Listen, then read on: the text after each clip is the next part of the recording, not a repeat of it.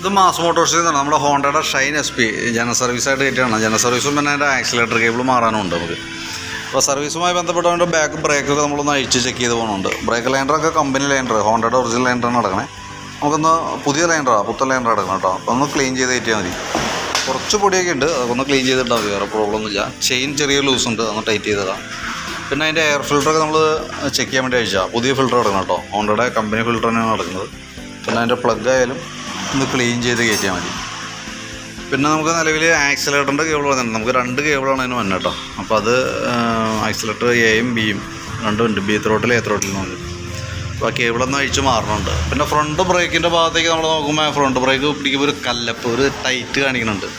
അത് ശരിക്കും നമുക്ക് എൻ്റെ MC സബിൻ്റെ വന്നാണ്. അപ്പോൾ ജസ്റ്റ് ഒന്ന് ക്ലീൻ ചെയ്ത് കയറ്റി റീസെറ്റ് ആക്കി ഇട്ടേക്കാം കേട്ടോ. ബ്രേക്ക് പാഡൊക്കെ നമ്മൾ ചെക്ക് ചെയ്യാൻ വേണ്ടി അഴിച്ചാണ്. ബ്രേക്ക് ലൈൻ പാഡൊക്കെ അത്യാവശ്യം ഉണ്ട്, പുതിയ വലിയ പഴക്കമൊന്നും ആയില്ല. അപ്പോൾ ഒന്ന് ക്ലീൻ ചെയ്ത് റീസെറ്റ് ചെയ്യാം. അതേപോലെ കാളിപ്പറിൻ്റെ ബ്രാക്കറ്റ് ബോട്ട് ഒക്കെ ഒന്ന് ചേഞ്ച് ചെയ്തിട്ട് ബ്രാക്കറ്റൊക്കെ ഒന്ന് ഗ്രീസ് ചെയ്ത് കയറ്റാം. അതൊക്കെ മെയിനായിട്ടുള്ളൂ. പിന്നെ അതിൻ്റെ എഞ്ചിൻ ഓയിലിൻ്റെ കേസ് നമ്മൾ ഉള്ളി ചെക്ക് ചെയ്തിട്ടുള്ളൂ. കാരണം എന്ന് വെച്ചാൽ മാറ്റം ഉണ്ടാകുന്ന പറഞ്ഞാൽ, കാരണം ഞാൻ നോക്കുമ്പോഴും വലിയ മോശമായിട്ട് തോന്നണമെന്നില്ല, ലെവലൊക്കെ ഉണ്ട്. അപ്പോൾ അതുകൊണ്ട് നമുക്ക് ഓയിലിൻ്റെ കേസ് ഒന്ന് നോക്കണ്ട കേട്ടോ. പിന്നെ പ്ലഗ് ഈ പറഞ്ഞ രീതിയിൽ തന്നെ നമുക്കൊന്ന് ക്ലീൻ ചെയ്ത് കയറ്റിയിട്ടേക്കാം. ബാറ്ററി നമുക്ക് വണ്ടി വന്നപ്പോഴുള്ള ബാറ്ററിയാണ് അതിൽ ഇരിക്കുന്നത്. അപ്പോൾ നമ്മളതിൻ്റെ വോൾട്ട് കാര്യങ്ങളൊക്കെ ഒന്ന് ചെക്ക് ചെയ്ത് പോകുന്നുണ്ട്. 12.5 വോൾട്ട് കാണിക്കുന്നുണ്ട് നമുക്ക്. വോൾട്ട് ബേസ് നോക്കുകയാണെന്നുണ്ടെങ്കിൽ ഓൾറെഡി വോൾട്ട് നമുക്ക് കിട്ടുന്നുണ്ട്.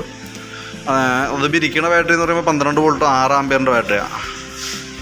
അപ്പോൾ നമുക്കത് ബാറ്ററി ഒന്ന് ടെസ്റ്റിലേക്ക് വിടുന്നുണ്ട്. അപ്പോൾ കംപ്ലയിൻസ് എന്തെങ്കിലും കൃത്യമായിട്ട് നമുക്ക് അറിയാൻ വേണ്ടിയിട്ട് ഇപ്പോൾ ബാറ്ററി ടെസ്റ്റിലേക്ക് നമ്മൾ വിടുന്നുണ്ട്. ബാറ്ററി ടെസ്റ്റിലേക്ക് വിടുമ്പോൾ അതിൻ്റെ വാല്യൂസ് കാണിക്കുന്നത് പോയ ബാറ്ററി ആയിട്ടാണ്.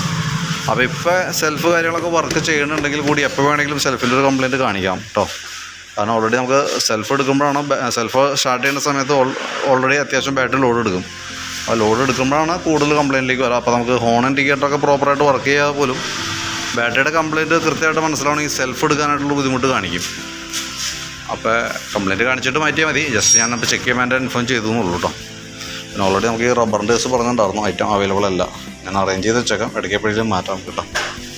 ഇതൊക്കെയാണ് മെയിനായിട്ട്. അപ്പോൾ ഞാൻ അതിൻ്റെ ഒരു സർവീസുമായി ബന്ധപ്പെട്ട അതിൻ്റെ ഒരു എസ്റ്റിമേറ്റ് വാട്സപ്പിലേക്ക് ഇട്ടേക്കാം നമുക്ക്. അതിനകത്ത് വന്നത് ജനറൽ സർവീസും ആക്സിലേറ്റർ കേബിൾ റീപ്ലേസ്മെൻറ്റാണ് തന്നെ കേട്ടോ. അപ്പോൾ അതിൻ്റെ ഡീറ്റെയിൽസ് ഒന്ന് വാട്സപ്പിലേക്ക് ഇട്ടേക്കാം. ഓക്കെ.